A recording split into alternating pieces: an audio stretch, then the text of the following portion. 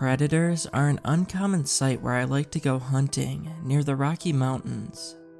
I wanted to see what exactly I'd be contending with during the hunting season, so I decided I would place some bait fairly deep in the woods. Whatever would take the bait would be photo captured on my trail cam. I drove to a heavily wooded stretch of a logging road and parked my truck on the side of the road. The fresh air was great to breathe in, and even from the road you could hear the chirps of the birds and insects. This area was new to me, recommended by a family friend. He claimed I'd see a lot of bears here. I kept the bait, a few pounds of meat slabs, sealed up in a bag while I trekked into the woods with the bait barrel. I hiked in about 15 minutes from the road and reached a small clearing that I was satisfied with.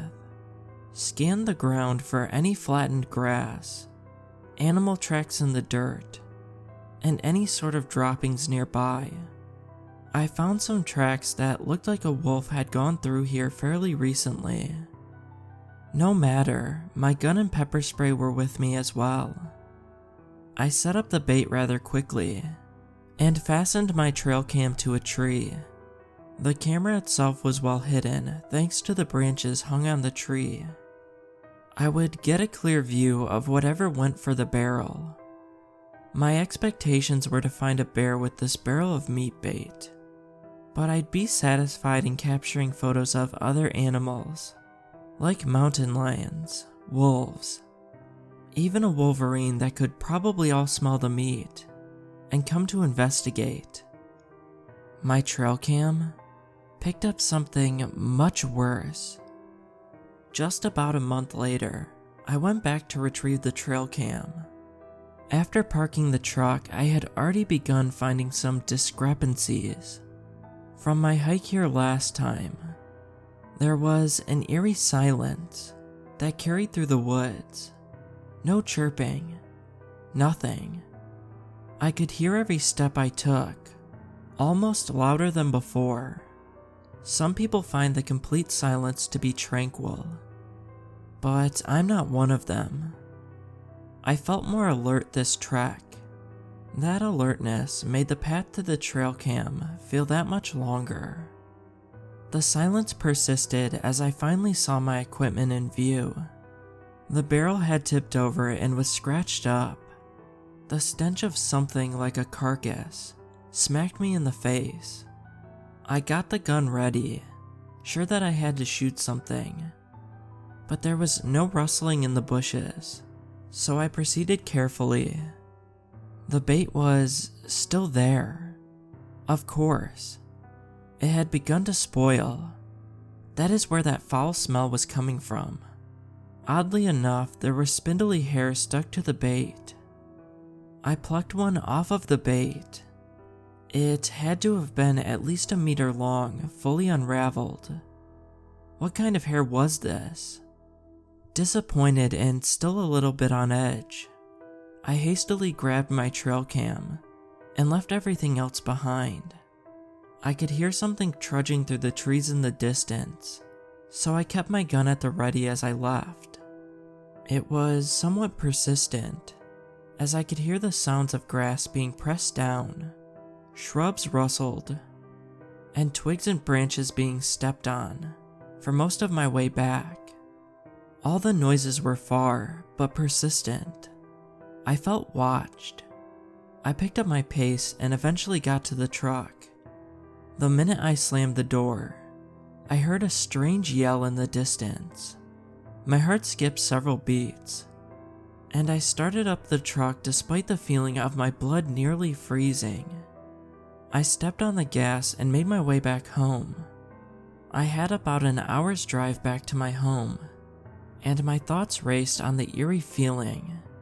The fact the bait wasn't taken, the strange hair, and that god-awful sound. Hopefully, it'd all be solved with the photos on the trail cam. At record speed, I darted into my condo and got the trail cam's photos loaded onto my computer. There were a lot of photos that were taken, so I started from the top. A part of me wishes that I didn't. The first batch of photos were primarily just photos of the bait. No animals or anything. Strong winds, swaying trees, things like that probably tripped the camera. These photos persisted for a few days. About a week or so in, there were photos of birds landing on the barrel, and other small critters that I could see through the trees. There was even a nice buck in the area that walked through the clearing. It wasn't until the third week that I finally saw what I was looking for. A bear. Big one too. Looked like it sniffed the barrel. But then, the photos picked up something that confused me. The bear took off swiftly. I could see photos of the dirt and leaves being kicked up. There were a few incidents of this event. A bear would investigate the barrel, noticing something out of the camera's range, then run off. I started to get an explanation from the photos about 2 days after the first, when I saw something I still am puzzled by.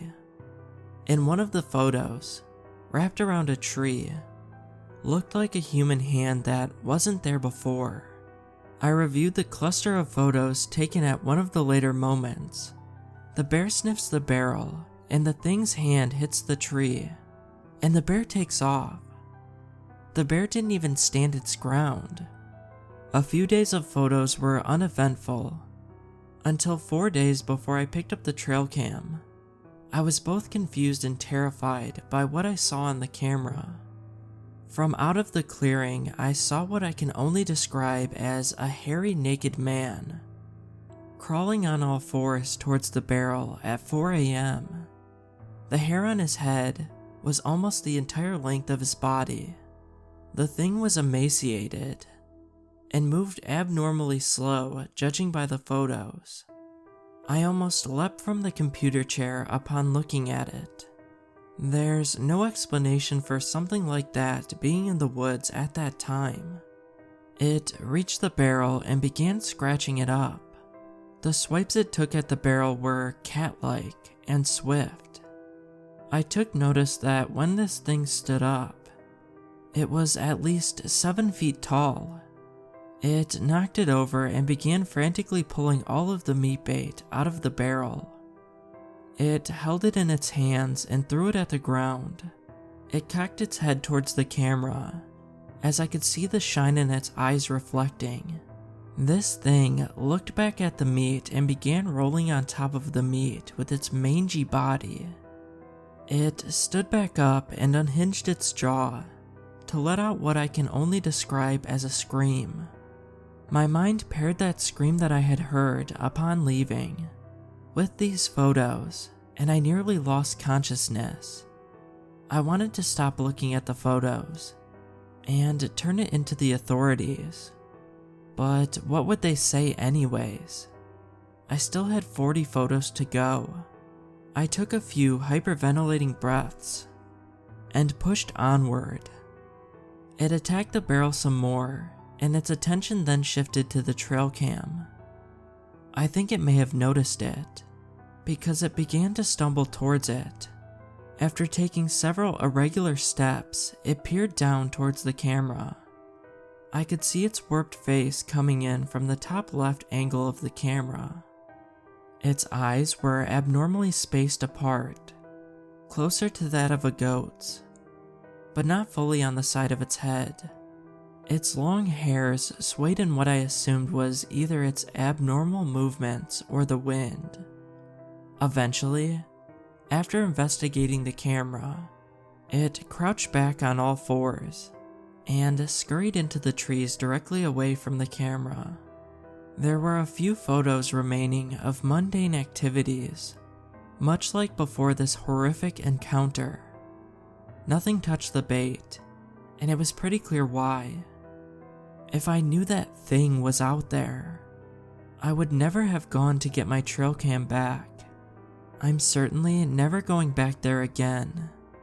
I want to delete these photos, but a part of me thinks it's worth putting a case together for the sheriff or something.